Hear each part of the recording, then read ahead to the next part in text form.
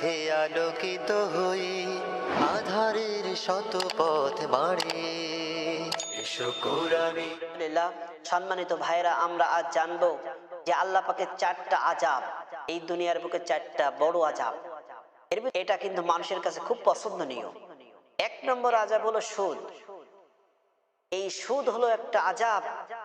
আল্লাহ পাক বলছে, ইয়া আইয়ুহাল্লাযীনা আমানু ওয়াযারু মা বাকিয়া মিনার রিবা ইন কুনতুম মুমিনিন।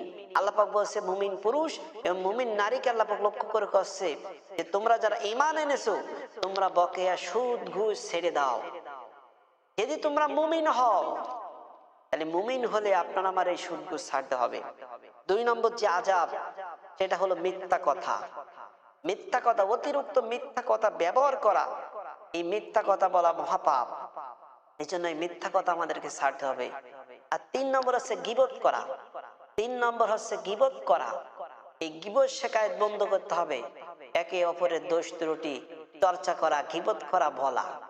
আর 4 নম্বর হচ্ছে যৌতুক নেওয়া। বাংলাদেশে এখন প্রায় 60% মহিলাদেরকে বিবাহের আগে তাদেরকে বলা হয় যৌতুকের কথা। এই যৌতুক কথা, এই যৌতুক নেওয়া সম্পূর্ণ হারাম। একটা কন্যা সন্তানকে যখন তার বাপ মা কত কষ্ট করে মানুষকে যখন বিবাহ দেবে, আর তখন যদি জামাইকে যদি যৌতুক দিতে হয়, এই যৌতুক দেওয়া সম্পূর্ণ হারাম। এটাও আল্লাহর গজব। আশা করি আপনারা এই প্রশ্নের উত্তর পাইছেন। 4টি আল্লাহ পাকের গজব দুনিয়ার বুকে।